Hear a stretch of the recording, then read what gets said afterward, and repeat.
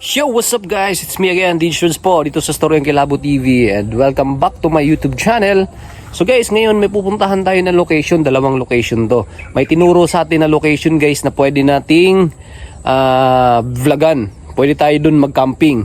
So alam natin yung location, kaya subukan natin na puntahan ngayon. Papakita ko sa inyo, at least makita nyo muna ng maliwanag bago natin makita ng gabi. So I hope guys na mag-enjoy pa rin po kayo sa bawat upload natin.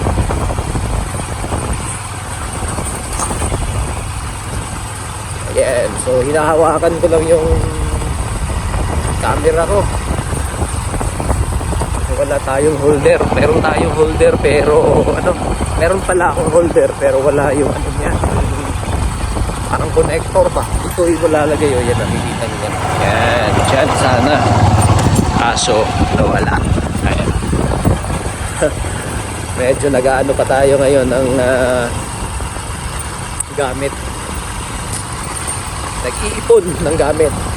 So kita-kita na lang tayo guys ha. So puputulin ko na muna itong pagmomotor natin guys. Salamat. So sa ngayon guys, eto may nakita tayong isang location. Etong location na to guys, itinuro din sa atin to. Tsaka meron daw dito guys na parang kakaibang nangyayari tuwing gabi. May dumadaan dito. May mga naririnig daw sila ng mga hindi ko alam kung totoo ba. Kakaiba daw ng mga tunog. Minsan nga para daw mayroong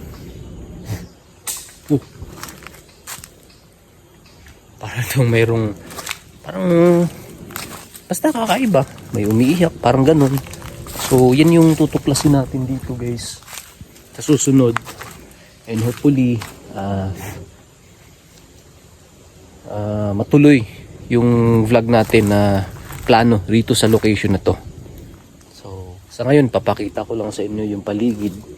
So eto siya, malaki to guys, sa totoo lang talagang gubat guys. May ano ng paru-paro. Ganun.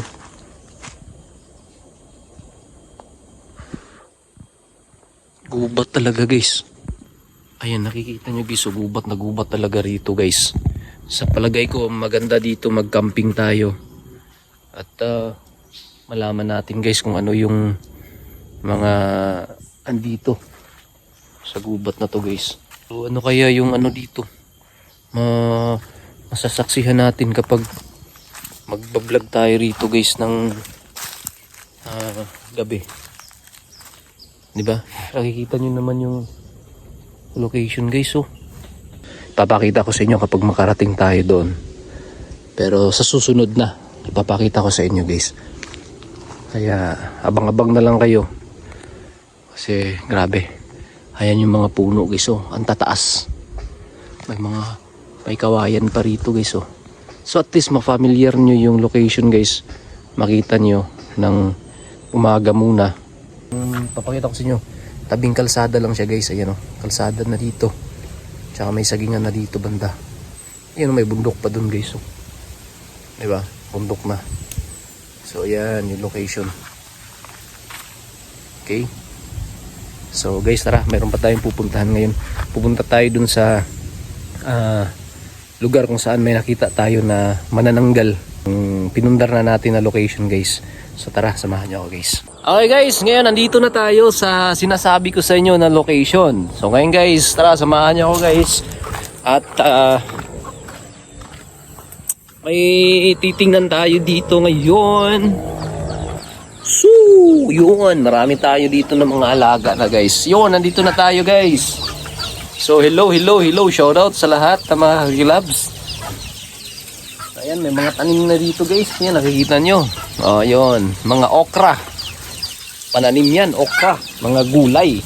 Saka may mga manok tayo dito guys. Mamaya, tatawagin natin yung mga manok natin guys. So, for now, pupunta muna tayo dun sa fish pond. Let's go.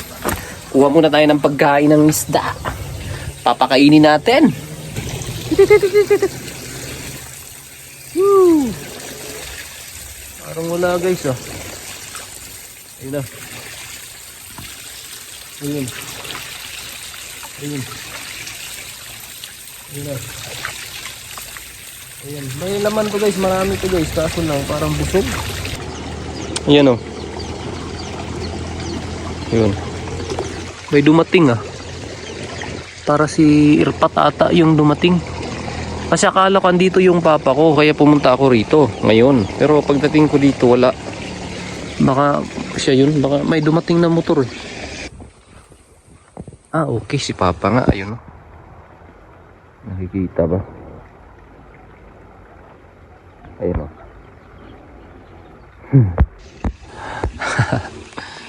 Okay. So dito tayo sa isda natin. Yun oh, mga lalaki na to guys oh. Yun oh, yun nakikita nyo ba? Yan oh, yun. Malalaki na to. At saka may ano dito guys, may mga alaga yung anak ko dito na gapi. Ano yung gapi, walaga niya yan oh. Dito niya nilagay. Yan oh, may mga laman to guys oh. Pero parang konti na lang. Marami naman oh, yun oh, nasa ilalim guys oh, kung nakikita nyo guys. Marami naman siya. Kaso kapag pinakain natin, hindi na sila hindi sila lumalapit. Tingnan muna natin dito guys kasi na ano to eh, yung drainage ng tubig eh, na yun oh, dyan drainage ng tubig is kasi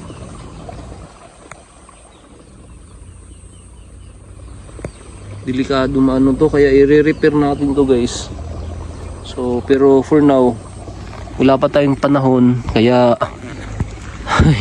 nilagyan ko na lang muna ng harang para at least kapag pumasok dyan sa ilalim yung isda di siya makatuloy kasi may harang. May mga mais din dito guys oh. Yun, maliliit na mais. So may mga manok dito, yun, mga maliliit na manok, bantam.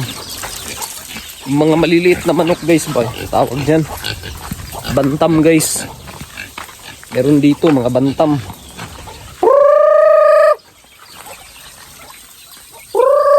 Ay guys, malakas ang tubig. Doon galing yan sa flowing. Oh, may pagkain dito, may pagkain ng guys oh, ng manok. Bumili si Irpat. Yan si Irpat guys oh. Siya ng magtatatad na siya ng guys, magtatatad siya ng para pakain doon sa alaga niyang baboy. Yun oh, mga alaga nating chicken oh.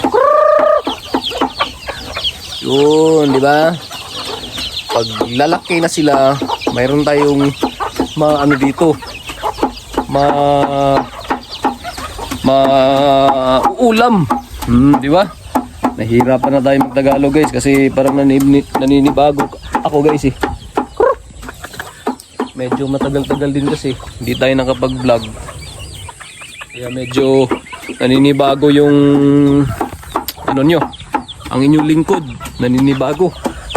Hindi na masyadong marunong na magsalita dito sa Facebook or sa sa YouTube, sa vlog natin. Pero yaan nyo guys at saka natin. Tayo, magsisipag tayo para at least everyday. Kahit hindi everyday, kahit thrice a week or twice a week makakapag-upload tayo guys. Okay? Yung mga malalaki di pa umuwi, parang naubos na ata yung mga malalaki pa.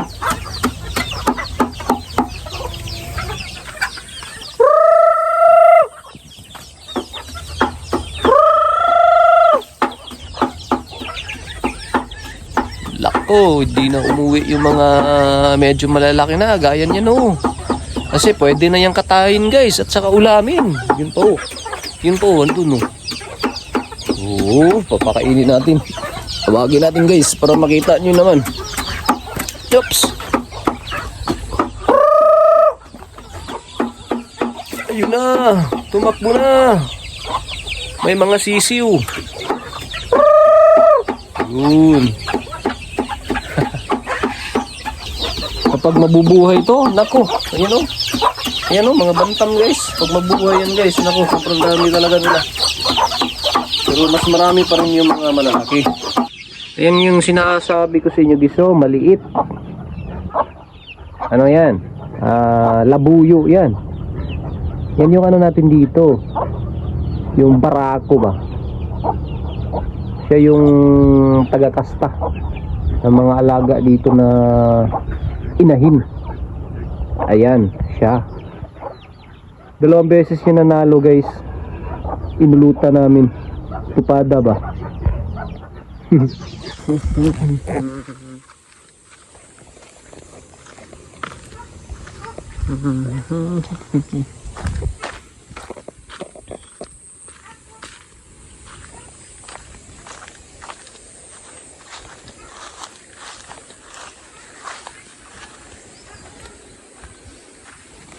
Ito yung kubo guys. Guys, mga kilab, naalala nyo ba ang kubo na to? Sa palagay ko naalala nyo to guys. Talagang etong kubo na to guys, hindi nyo malilimutan to. Dahil nag-trending to sa social media. Sa Facebook natin at saka sa YouTube channel natin. Ayan, abandonadong palayan to dito dati. Dito, abandonado palayan to dito guys. Malaking palayan to. So ngayon yung paligid dito guys, puros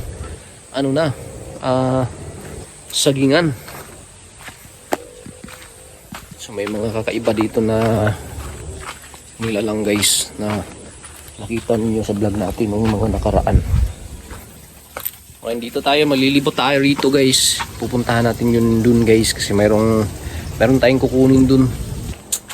Tingnan lang natin guys kung meron. Kukuha tayo kung meron guys. Oops. Mayroon nga. Ayan. Hinog. Nakapayas. Papaya. In Tagalogs. Yan o, papaya. Hinog na papaya. Yung mas hinog pa. Kukuha tayo. Wala na guys. Ano? Matamis to.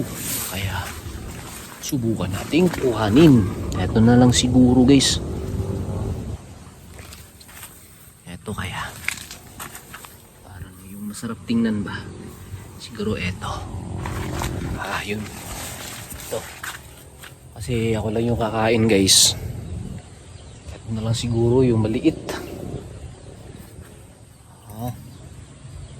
Bakit may mga sugat-sugat to? Bakit may sugat-sugat? Baka baka kinain ng manok o ano. Siguro ito na lang maliit.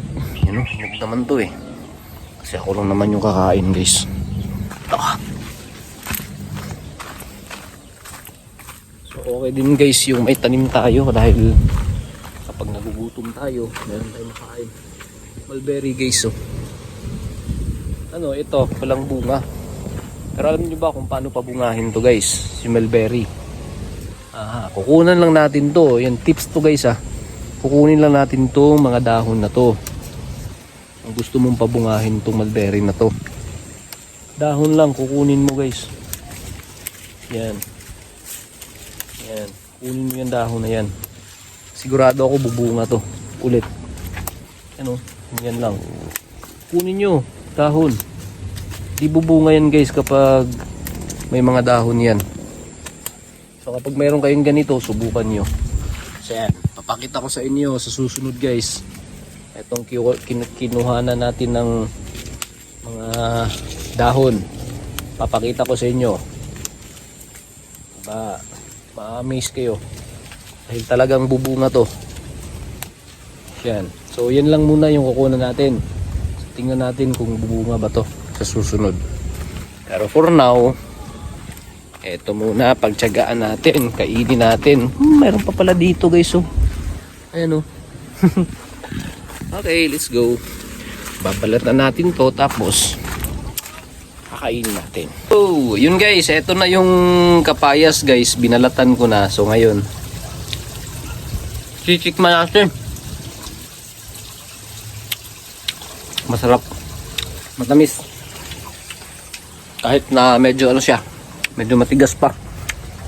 Pero masarap. So. Ito sinasabi ko sa inyo guys. Masarap sana to. Kung meron tong sausawan. Suka at saka asin. Kaya lang.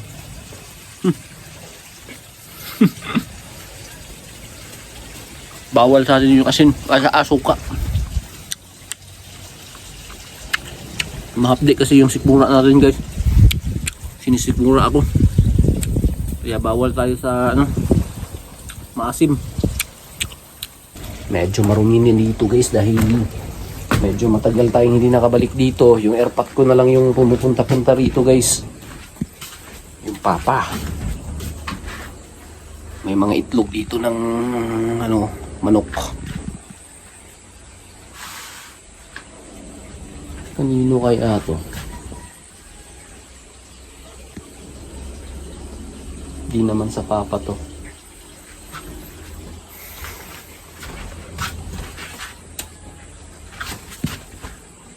Maalog-alog yung kubo.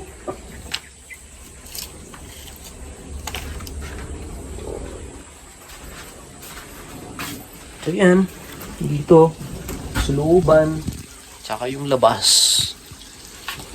Natin dito sa labas.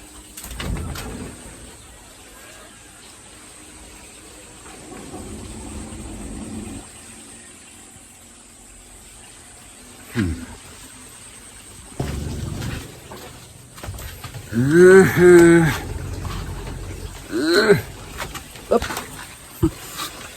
Mahulog tayo.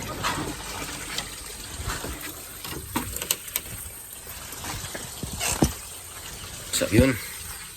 Is nakakain tayo ng papaya, nabusog tayo. Sa papaya. So dun tayo, punta tayo dun guys. Oops. Strolling muna tayo bago tayo umuwi. Kasi yun nga, linggo ngayon. Magsisimba kami. Kasama yung anak ko, tsaka syempre yung asawa ko guys. Kasama natin.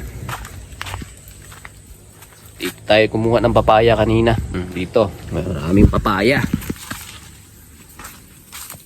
May mga ano pa rito guys, oh. Mani. Mga mani to guys. Mani.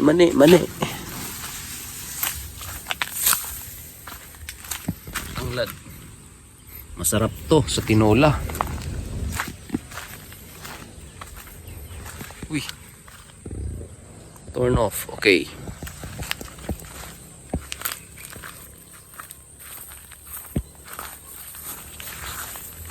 So medyo malinis na dito guys. Inisprihan kasi to para mamatay yung damo. Sa susunod yung kabila naman yung isprihan. Kasi di natin kaya kapag lahat isprihan ng ng herbicide. Ang tawag niyan. Yung para mamatay itong mga damo ba. Hindi natin kaya kasi gastos din kasi. So mamaya na yung sa kabila na side. Or hindi mamaya, sa susunod na pala yung kabilang side. So dito na muna at least malinis dito banda guys. May mga mais. Yung maliit na fish pa natin. Yung mga manok natin andun sa sagingan.